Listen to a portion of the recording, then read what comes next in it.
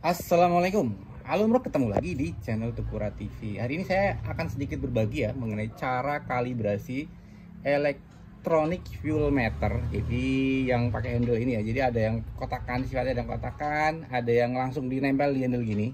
Tapi pada prinsipnya sama ya, cara kerjanya sama. Dia ada turbinnya, kemudian ini ada controllernya ya. Controller itu ngebacanya, dia itu akan ngebaca arah putaran turbin itu menjadi dikonversi menjadi putaran dan dikonversi menjadi liter. Ini saya lepas karetnya supaya lebih mudah ya.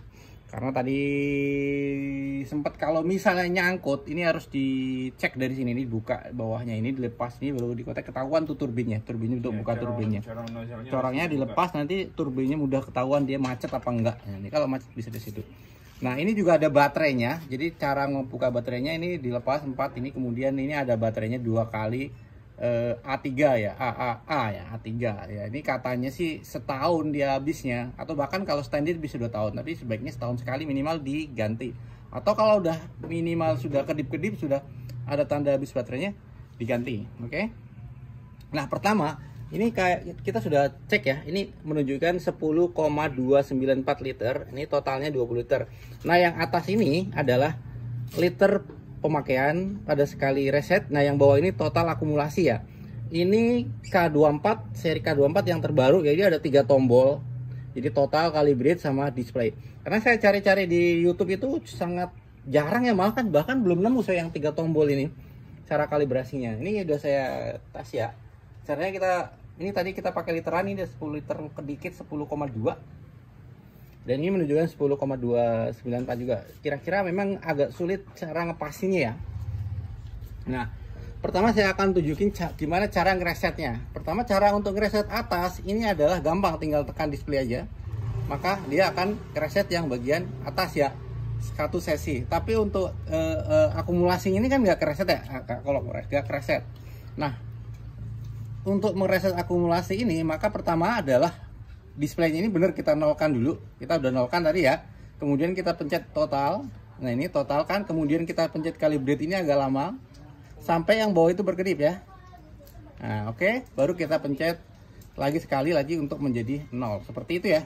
Ini kita pencet total lagi, maka nilainya akan 00. Oke. Oke, sekarang saya akan coba lagi tes ulang ya. Kali 10 liter lagi. Kita akan tuang lagi ke dalam tangki ini 10 liter, kan kita akan coba lagi. Oke, ini udah saya kosongkan ya, kosong. Tadi kita garis-garis ininya pakai gelas takar ya, 1 liter kita tuang, kita garis 1 liter lagi tuang sampai 10 liter sih, seperti itu. Akurasinya ya mungkin lumayan bagus lah.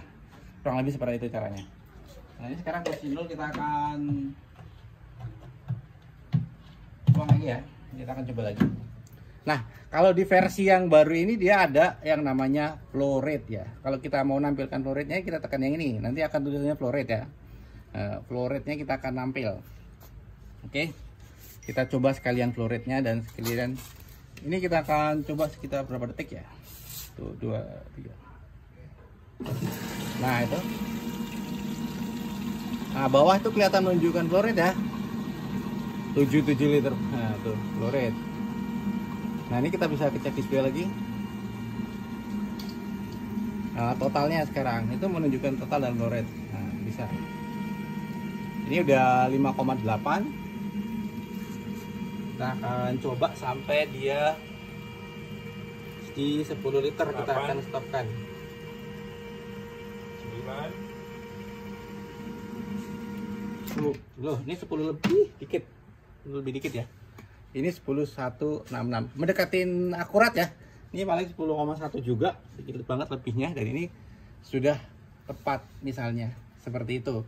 Nah, sekarang gimana sih sebenarnya cara kalibrasinya ya? Cara kalibrasinya seperti ini ya. Kita tekan ini kan anggaplah 10,2 lah misalnya. Kita tekan di calibrate sini. Nah, ini adalah pengaliannya. Kalau defaultnya itu adalah 1000. Kalau dia kurang, artinya bahwa di sini kurang menunjukkan angkanya kurang, makanya kita naikin ya, kita naikin. Tadi 1000 menjadi 1058. Ini kita kalau ini kan 10165 ya angkanya. Kalau kita pengen anggapnya itu 10,2 maka coba kita naikin dikit ya, 10,9 misalnya ya, 10,59. Nah ini hasilnya 10,174. Nah kalau kita balikin lagi, misalnya kita agak turunin lagi ya, 10 ke ini yang atas ini untuk menaikkan, yang bawah yang di sebelah ini untuk menurunkan ya. Kita 10,55 ya, tadi ke 74 ya. Kalau kita calibrate lagi, nah kan 136, kan tadi 174 ya, ini sekarang 136, makanya pindah. Tapi kalau mau tepat lagi harus diukur nih, dikurangin lagi. Tapi kita ukurannya kan nggak sesuai banget ya. Ini bisa jadi kurang lebihnya dikira-kiranya nanti kalau mau diukur banget ini 10,55 nggak apa-apa lah ya, kira-kira seperti itu tepatnya. Nanti kalau ini udah pas, diturun naikkan aja angka yang 2 angka di belakang ini, 00 jadi turun naik ya, seperti itu. Ini 55. Nah, kan seperti itu ya, 10 liter. Nah, 10 liter. Nah, kalau 10 liter itu kalau kita reset, ini kalau mau mereset pertama kali yang kita tempatkan adalah display. Reset tes 0 kan? Tapi yang akumulasi bawahnya kan masih belum terreset tuh. Kalau mau ngereset lagi seperti tadi yang udah saya jelaskan, tekan total, kemudian tekan calibrate beberapa dan tahan sampai dia berkedip ya. Nah, itu berkedip, tekan sekali lagi. Nah, seperti itu ya. Kemudian tekan lagi total untuk menentukan total seperti itu. Nah, seperti itu. Nah, kira-kira gampang ya. Ini seperti ini. Channelnya. Sesimpel itu aja sih sebenarnya. Tapi logikanya agak rumit. Nah, seperti itu. Kira-kira mudah-mudahan dipahami ya, cara kalibrasi maupun cara misalnya ada macet itu mesti dicek turbin di dalam sini. Kalau misalnya handle macet ini bisa dibuka, dan ini dratnya satuin, outputnya kira-kira juga satuin juga. Oke. Untuk testingnya kira-kira seperti itu ya. Ini kita pakai pompanya ini yang kira spill itu pakai pompa Bilge ya. Kalau pompa solarnya lagi kita pakai pompa solar yang besar. Terus sekalian kalau durasinya belum panjang banget saya tunjukin. Nah, ini adalah pompa solar yang kita mau pakai. Ini pompa solar ini flownya sangat tinggi ya, sekitar 50 liter per menit, dan dayanya itu 380 watt itu atau sekitar 31 ampere. Makanya kita pakai aki Bosch yang 32 ampere ya. Ya artinya aki ini minimal 1 jam pemakaian terus-menerus cukup. Tapi ini kan sebentar saja udah banyak banget dipindahkan.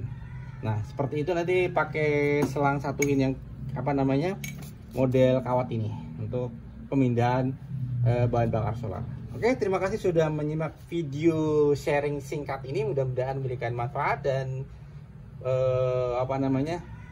yang mau setting bisa menjadi lebih paham. Terima kasih, sampai ketemu dan salam sehat sukses selalu. Wassalamualaikum warahmatullahi wabarakatuh.